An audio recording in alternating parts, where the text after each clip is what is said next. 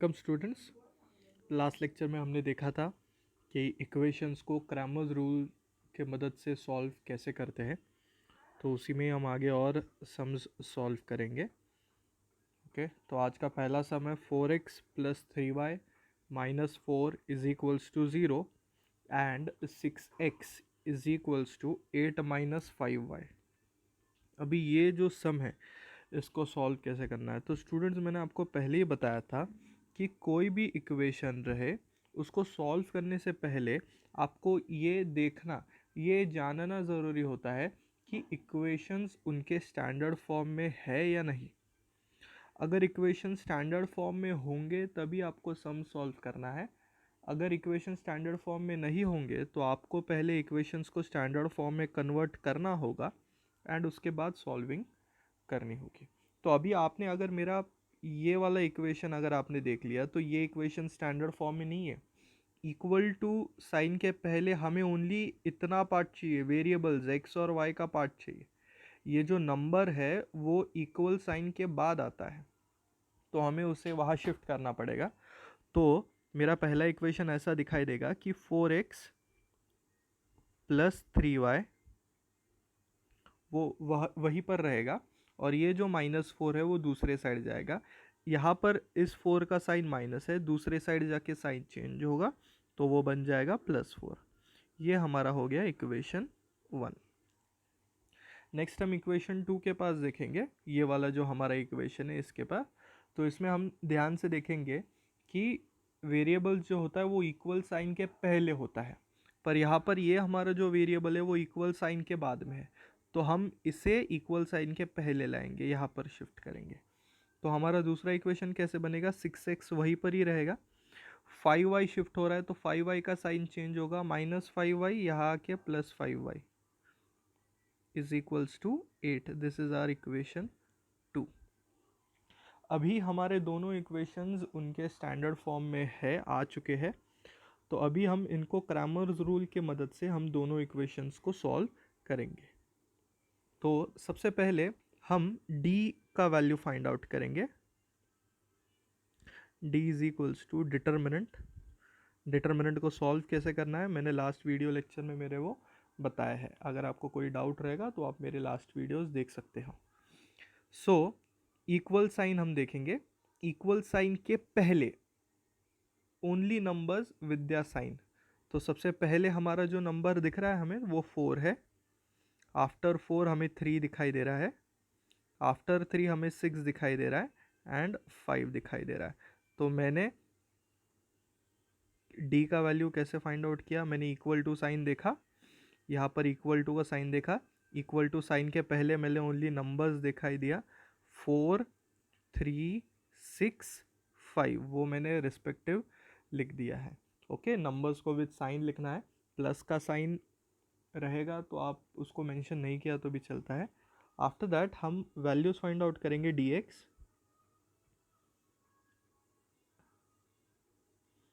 And dy का। मैंने dx and dy का वैल्यू आपको सिंपल पैटर्न में फाइंड आउट कैसे करना है वो लास्ट लेक्चर में मैंने आपको फाइंड आउट करके बताया था।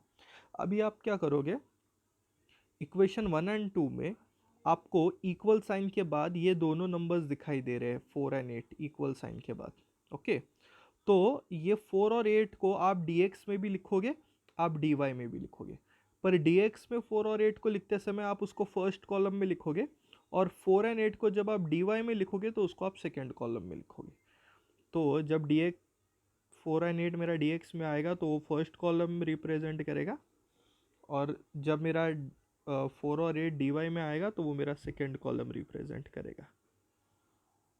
ओके, अभी आपके मन में डाउट होगा, सर यहाँ पर जो वैकेंट स्पेस है दोनों कॉलम्स में dx एंड dy में, वो उसकी जगह पे हमें क्या फिल करना है। तो उसके लिए यहाँ पर क्या फिल करना है, उसके लिए आपको d का रेफरेंस लेना पड़ेगा। ये पोजीशन में d में कौन से नंबर्स है उन्हीं को ही यहाँ पर लिखना है, मतलब ये कॉलम में d में आपको कौन से नंबर दिखाई दे रहे हैं 3 और 5, तो उन्हीं को ही आप यहाँ पर लिख दोगे। नेक्स्ट dy के लिए भी आप वही करोगे, dy में फर्स्ट कॉलम मिसिंग है तो आप dy का वैल्यू भी d के मदद से ही निकालने वाले हो। फर्स्ट कॉलम मिसिंग है, तो डी में फर्स्ट कॉलम कौन सा है, 4 एंड 6, तो आप डी वाई में 4 एंड 6 ही लिखोगे। सो आई होप आपको ये सॉल्विंग समझ आया होगा। अभी हम इनको रिस्पेक्टिवली सॉल्व करेंगे। आपको मैंने लास्ट लेक्चर में बताया है कि आप डी का वैल्यू कैसे फाइंड आउट करोगे, डी एक्स का वैल्यू कैसे फाइंड आउट करोगे, डी वाई का वैल्यू कैसे फाइंड आउट करोगे। सिंपल क्रॉस मल्टीप्लिकेशन होगा। ये हमारा जो 4 है, ये जो 4 है वो मल्टीप्लाई करेगा 5 को, एंड ये 3 जो है वो मल्टीप्लाई करेगा 6 को, एंड उसके बाद दोनों में क्रॉस मल्टीप्लाई होने के बाद आपको बीच में सब्ट्रैक्शन का साइन डालना है। 4 into 5 gives you 20, 3 into 6 gives you 18, दोनों के बीच में सब्ट्रैक्शन हमेशा होगा। सो 20 माइनस 18 इज 2। नेक्स्ट आप dx का वैल्यू निकालोगे, सिमिलरली वही पैटर्न में होगा। 4 इंटू 5, 4 इंटू 5 हमारा आएगा 20। नेक्स्ट 3 इंटू 8, 3 इंटू 8 हमारा आता है 24, दोनों के बीच में माइनस का sign. So 20 minus 24 gives you -4, sign of the greater number. Okay, plus 20 का साइन कुछ नहीं है तो प्लस, 24 का माइनस, प्लस माइनस माइनस होगा। माइनस कैसे करते हो आप, बड़े नंबर से छोटा नंबर माइनस करते हो। 24 में से 20 सब्ट्रैक्ट होने के बाद आपको 4 आंसर आएगा, एंड उसके बाद आप sign of the greater number answer में सब्सटीट्यूट कर देते हो। Next D Y, D Y कैसे निकालते हो आप, 4 को 8 से मल्टीप्लाई करते हो, 32 आंसर आएगा। नेक्स्ट आप 4 को 6 से मल्टीप्लाई करोगे, 24 आंसर आएगा, और दोनों के बीच में सब्ट्रैक्शन का साइन आपको डाल देना है। 32 माइनस 24 इज 8। तो हमने D X and D Y का वैल्यू फाइंड आउट कर लिया। तो हमें x का वैल्यू ढूंढना अभी बहुत ईजी जाएगा। तो x का वैल्यू हम कैसे ढूंढेंगे, x is equals to D X upon D, ये फॉर्मूला है x फाइंड आउट करने के लिए, x is equals to D X upon D.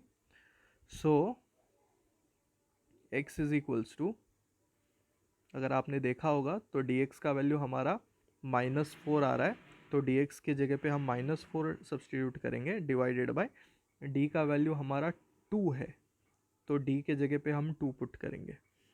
So 2 1s are 2, 2 2s are 4। So x is equals to how much, x is equals to -2। Next हम y का value ढूंढेंगे। y का value हम कैसे ढूंढ सकते हैं, so it is D Y upon D. Okay, so y is equals to D Y का वैल्यू हमारा 8 है, डिवाइडेड बाई d का वैल्यू हमने देखा था वो 2 है। सो 2 1s are 2, 2 2s are 2 4s are 8। So y is equals to 4। तो हमने इस तरीके से x एंड y का वैल्यू ढूंढ लिया। तो फाइनल स्टेटमेंट हमारा आएगा, solution of the equation is x is equal to how much, -2, पहले x का वैल्यू लिखेंगे, y इज इक्वल टू 4। तो इस तरीके से हमने आज का पहला सम सॉल्व कर लिया है। सो आज का हमारा सेकेंड सम है 6x minus 4y is equals to -12 and 8x minus 3y is equals to -2। तो अगर आपने ध्यान से देखा होगा कि हमारे दोनों इक्वेशन स्टैंडर्ड फॉर्म में ऑलरेडी है।